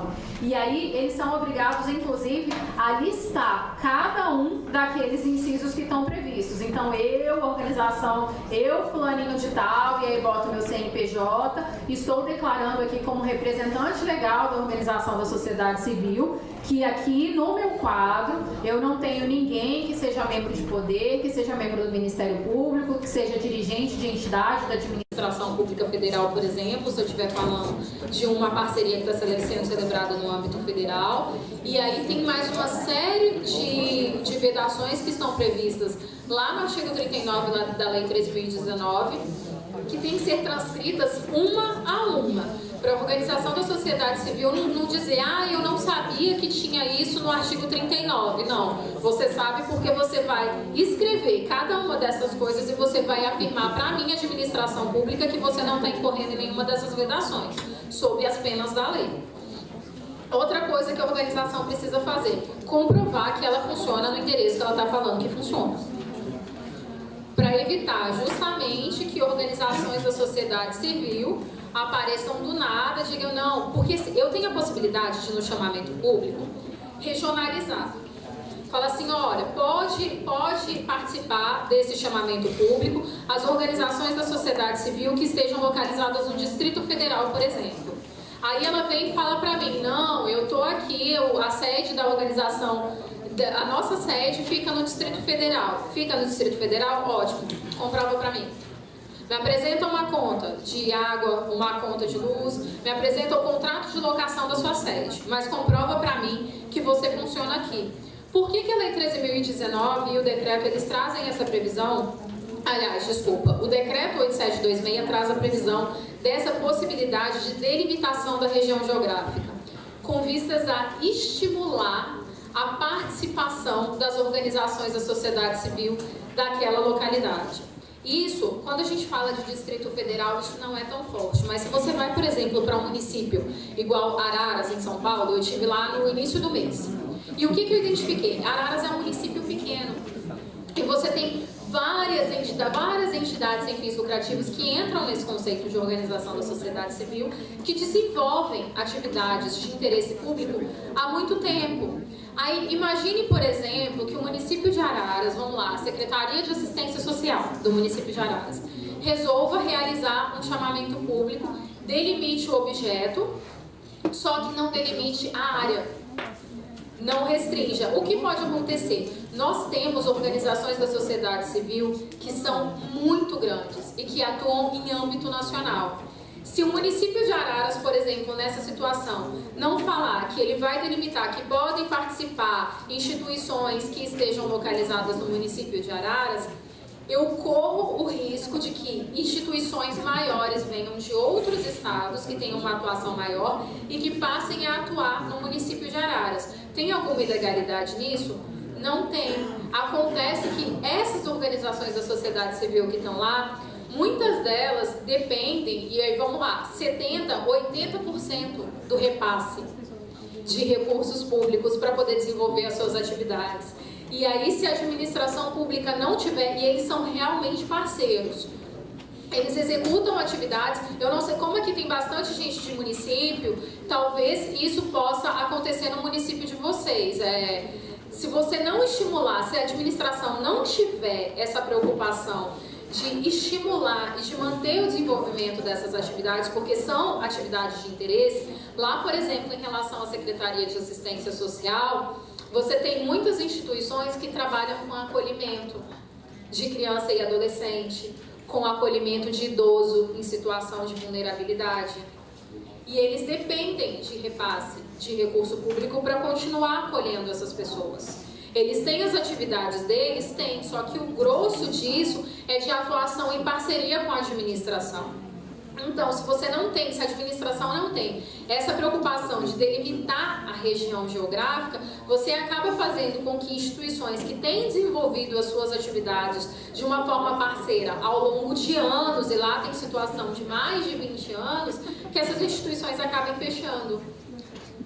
E aí você acaba desestimulando aquela população, porque, por exemplo, quando a gente fala de acolhimento de criança e adolescente, acolhimento de idoso em situação de vulnerabilidade, não é simplesmente eu ter um lugar para colocar essa pessoa.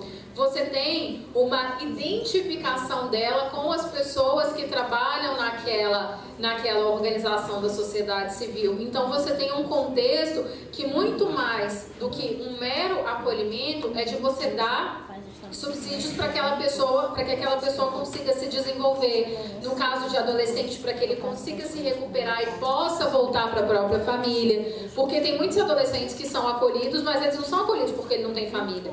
Eles são acolhidos porque na família deles, eles não estão se dando bem, eles estão envolvidos com droga ou alguma coisa, então eles são trazidos para uma instituição para ser reabilitados e depois voltar para o seio familiar. E aí imaginem, por exemplo, que uma instituição que seja de Campinas, vamos pegar o município vizinho, de Campinas é que seja selecionado nesse chamamento público. Eu vou obrigar aquele adolescente a sair do município de Araras, de uma instituição que fica lá, e ele vai ter que ir para uma cidade que é diferente da cidade onde os familiares dele, onde os familiares deles estão.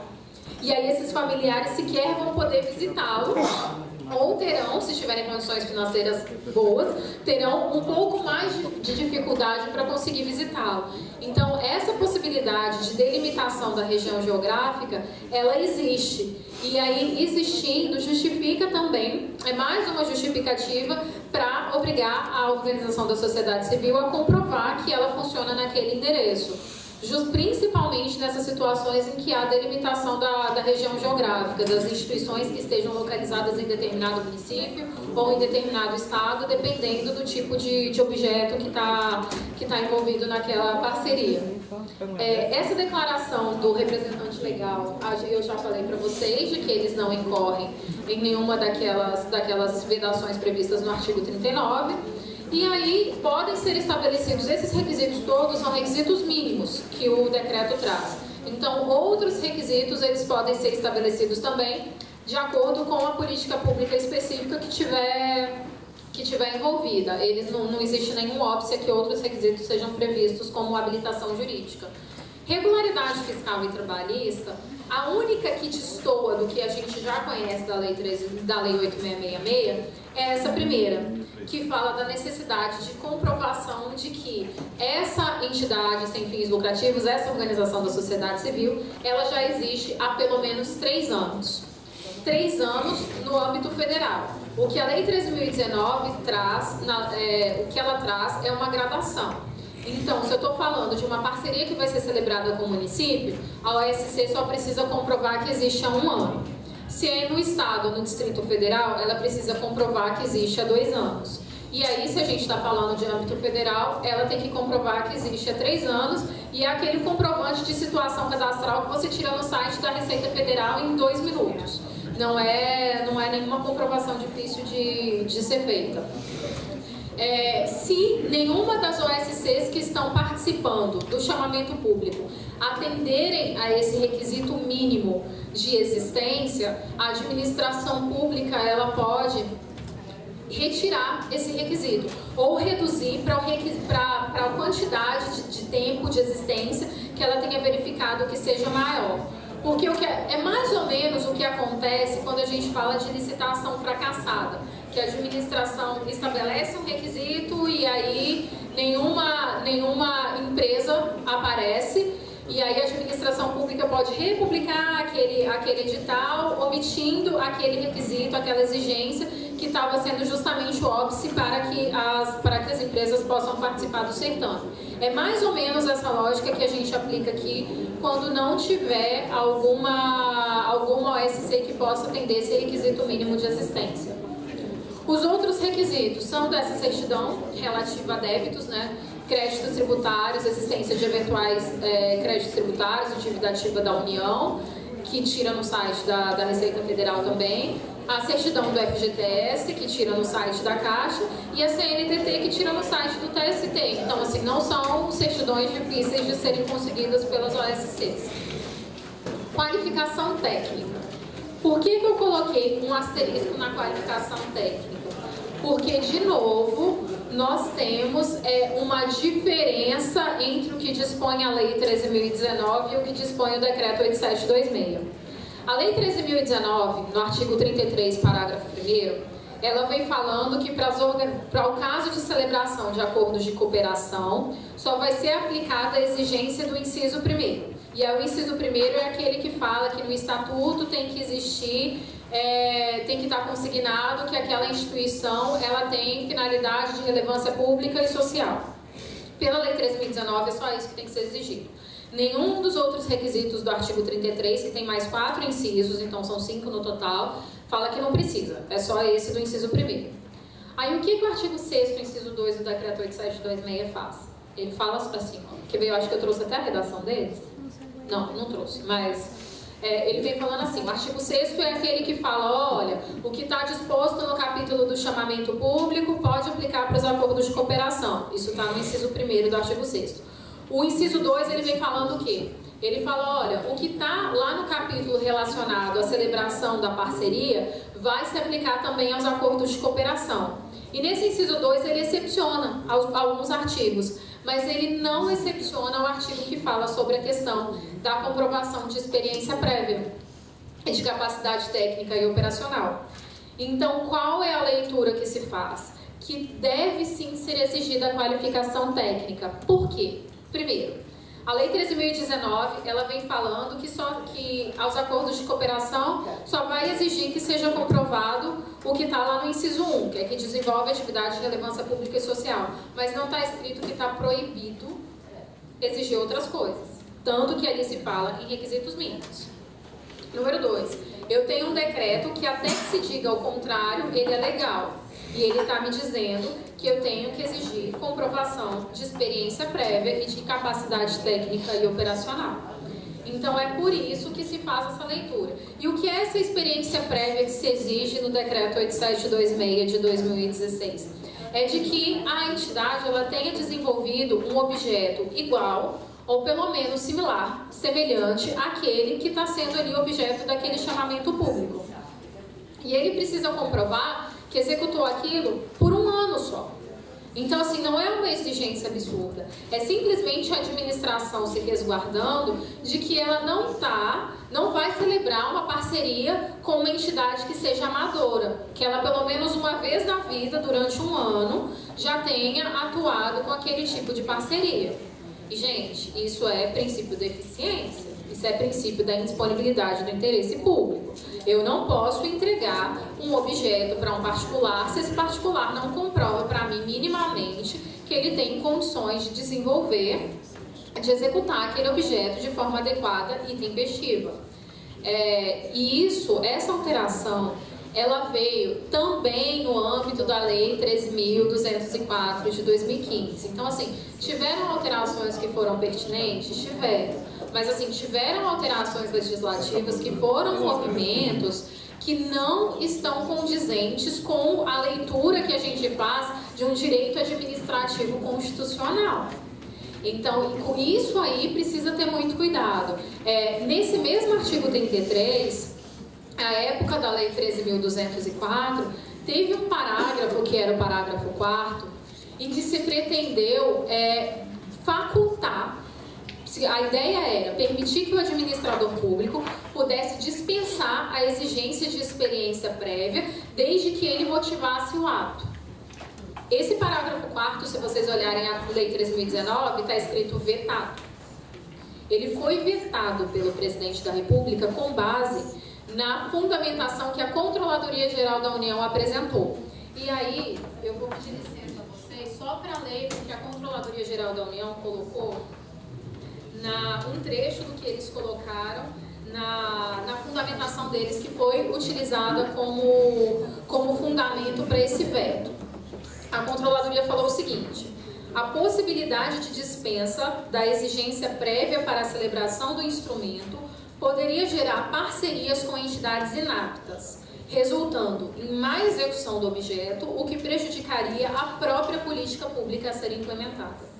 Então, é justamente por essa razão que o entendimento da Procuradoria-Geral Federal hoje é de que tem sim exigir a qualificação técnica. E a comprovação de experiência prévia que é exigida de um ano só de experiência na execução do objeto dessa parceria não é uma comprovação desarrazoada. Se essa entidade não atuou pelo menos um ano com o objeto, executando um objeto ao menos parecido com esse, o que garante a administração, ou pelo menos resguarda a administração de que eles vão conseguir executar a parceria? Porque se a parceria não der certo, não é só mais uma parceria que não deu certo, é alguma parcela da população que deixou de ser atendida por aquela política pública. O impacto é muito maior. Quando se olha para esse tipo de parceria, a visão ela tem que ser macro, ela não pode ser só o instrumento em si, uma relação entre administração e determinado particular. Porque o objeto daquela parceria, o beneficiário dele, não é a organização da sociedade civil, não é a administração pública, não é nenhuma delas que está usufruindo de forma imediata daquilo, é a própria população. Por isso que a preocupação ela tem que ser macro, e aí o decreto trouxe justamente essa obrigação de que se exija a experiência prévia. A declaração, o outro requisito é justamente e relacionado a essa experiência prévia, é de que o representante legal da OSC, a plaquinha do tempo. Vou terminar. Já teve outra plaquinha do tempo, só agora que eu vi de 10 minutos assim. Mas tá acabando. Da qualificação técnica. A declaração do representante da organização da sociedade civil de que ou ele já tem as instalações físicas necessárias e dispõe do pessoal que vai trabalhar executando o objeto daquela parceria, ou que ele precisa contratar o pessoal que vai executar aquela parceria ou pretende adquirir esses equipamentos. Isso tem algum problema na Lei 3.019? Não tem. Porque a experiência prévia ela é diferente dessa capacidade técnica e operacional. A experiência prévia é OSC falando, um dia na minha vida, por pelo menos um ano, eu já trabalhei executando algo parecido com essa parceria que vocês estão querendo. Isso é experiência prévia. Capacidade técnica e operacional. Eu, OSC, já tenho no meu corpo funcional, as pessoas que eu preciso para executar, eu já disponho dos equipamentos, dos materiais e das instalações físicas, ou não. Eu, OSC, eu já executei lá no passado, durante pelo menos um ano, mas hoje eu não tenho pessoal e eu não tenho os equipamentos, mas eu estou me dispondo a contratar esse pessoal, a adquirir esses equipamentos, a alugar os equipamentos, seja lá o que for, para executar essa parceria. Então, por isso que a gente precisa dessa declaração do representante. E aí, qual é a ideia? Se for um caso em que a OSC não tenha ou as instalações físicas, ou o pessoal, ou os equipamentos, os materiais que sejam necessários, a ideia é de que seja inserido no acordo de cooperação uma cláusula condicionante. Eu não sei se vocês tinham costume de trabalhar com os convênios aí eu vou falar do decreto 670 porque é o mundo que eu conheço, dos convênios federais. Lá nos convênios federais, a gente tem a possibilidade de colocar cláusula condicionante. E aí, por exemplo, eu conveniente, não apresentei o termo de referência, eu não apresentei o projeto básico. Aí vem escrito lá no meu termo de convênio que em até 180 dias eu tenho que apresentar isso para aprovação da administração. A ideia da cláusula condicionante nessa situação em que precisa ser adquirido um bem ou contratado um profissional é justamente que se insira uma cláusula no acordo de cooperação, no instrumento do acordo de cooperação, estabelecendo, olha, eu, OSC, tenho a obrigação de, nos próximos 60 dias, por exemplo, isso vai variar de acordo com o prazo de vigência, de nos próximos 60 dias, comprovar para a administração que eu já estou com um corpo funcional aqui, um corpo técnico já pronto e apto a executar essa parceria. Até porque isso vai ter que constar no plano de trabalho.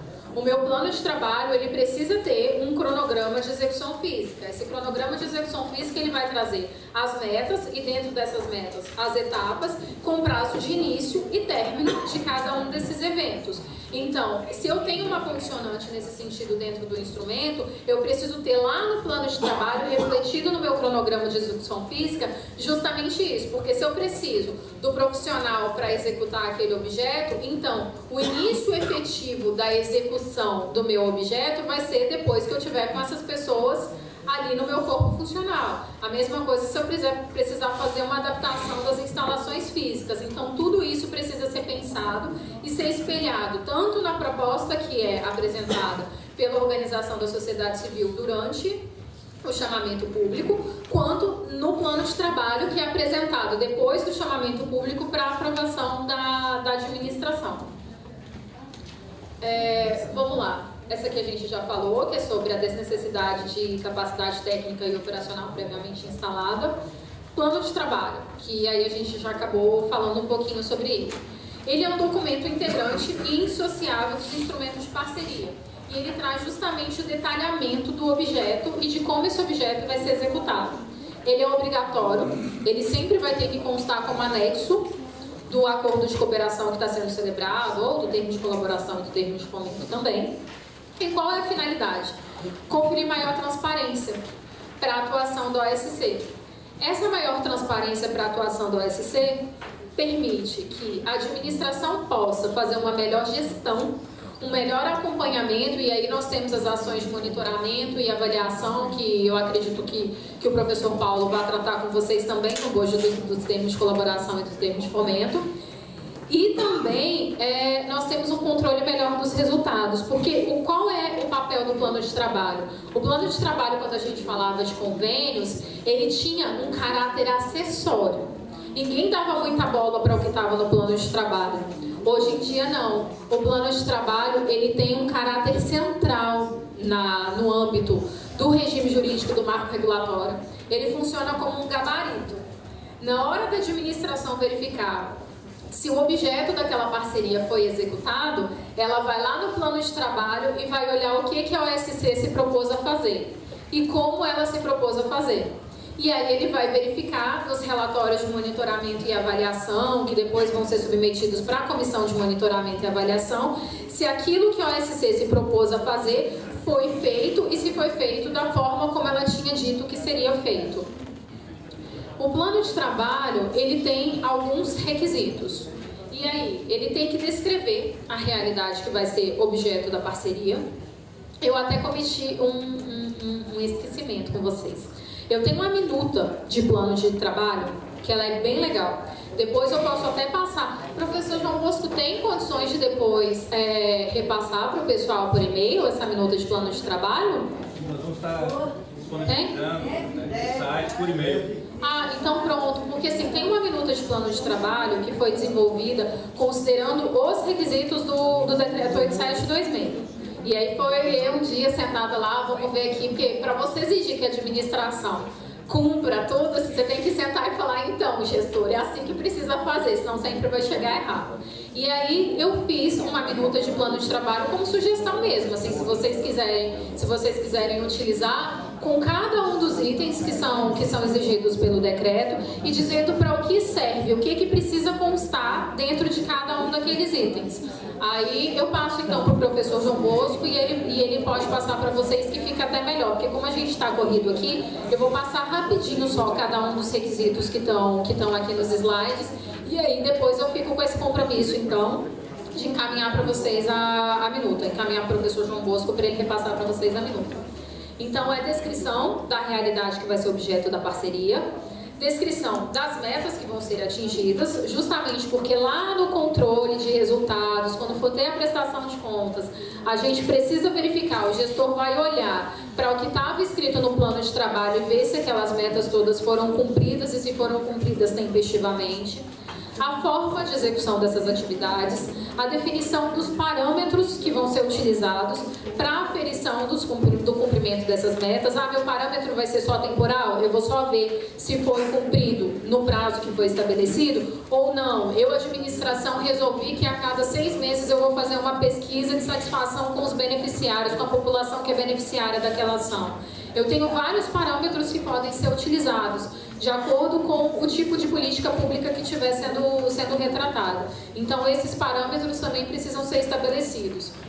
Tanto como garantia para a OSC, porque ela precisa saber quais vão ser os critérios que vão ser utilizados para aferir a efetividade das ações que ela está desenvolvendo, quanto para a administração que vai se utilizar disso para verificar o cumprimento ou não, para fazer esse controle de resultados, que é o grande foco da Lei 13.019. Quando a gente fala de convênio, prestação de contas de convênio é assim, é você pegar a nota fiscal que o conveniente te apresenta e ver se aquela nota fiscal está batendo com o valor que saiu da conta específica do convênio. Lei 13.019 não é isso não. Lei 13.019 é verificar se realmente o objeto daquela parceria foi executado de forma adequada e se a população efetivamente foi beneficiada. Principalmente quando a gente está falando de acordo de cooperação, em que eu não tenho repasse de recursos financeiros. Então, essa questão de nota fiscal, para a gente não interessa. Por quê? Num acordo de cooperação, não é que nenhuma das partes vai ter algum tipo de dispêndio. As duas partes vão ter dispêndio. Eu, administração pública, mandando os meus servidores para fazer a fiscalização daquele acordo de cooperação e verificar se está sendo executado. Quando eu envio um servidor, eu tenho que pagar diário, eu tenho que pagar a passagem dele. Então, eu tenho um custo. A OSC também tem um custo com o pessoal dela que vai estar envolvida na execução daquele acordo de cooperação.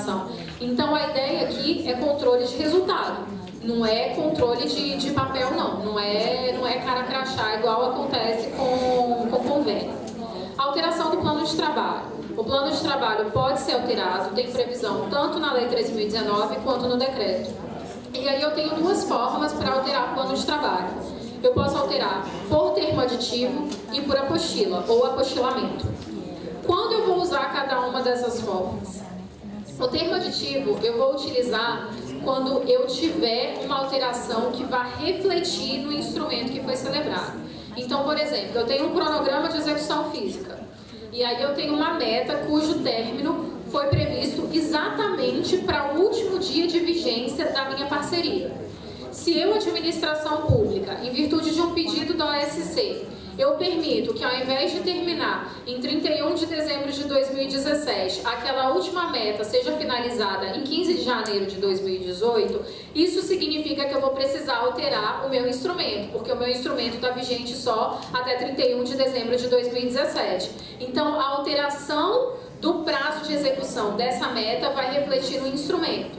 Se reflete no instrumento, eu preciso fazer um termo aditivo, porque aí eu vou alterar a cláusula de vigência e vou alterar o prazo final para execução daquela meta. Agora, diferente, por exemplo, se a minha última meta tem prazo final em 31 de outubro de 2017 e meu prazo de vigência é até 31 de dezembro de 2017. Se eu, administração, concordar em prorrogar para 15 de novembro de 2017, não alterou em nada o meu instrumento. Então, eu posso fazer por apostilamento. E aí eu mexo no plano de trabalho por apostilamento. E quando eu faço isso, eu não preciso nem remeter. Tá vendo eu bater na mão em tudo? É um desespero, de novo. Ainda bem que isso aqui é colado. Aí eu não preciso mexer no instrumento que foi celebrado. Eu posso simplesmente, por apostilamento, isso não vai depender nem de remeter para o órgão jurídico. Porque se eu estou mexendo só em prazo do plano de trabalho, o órgão jurídico não vai olhar isso. Ele olha o instrumento. Então, já que eu não vou ter alteração nenhuma, eu faço apostilamento, altero o prazo final lá daquela meta e está tudo ok. Toda vez que eu precisar mexer lá no instrumento que foi celebrado, aí eu preciso fazer por termo aditivo e submeter a prévia apreciação jurídica. E aí terminou. Eu acho que deu dentro dos 10.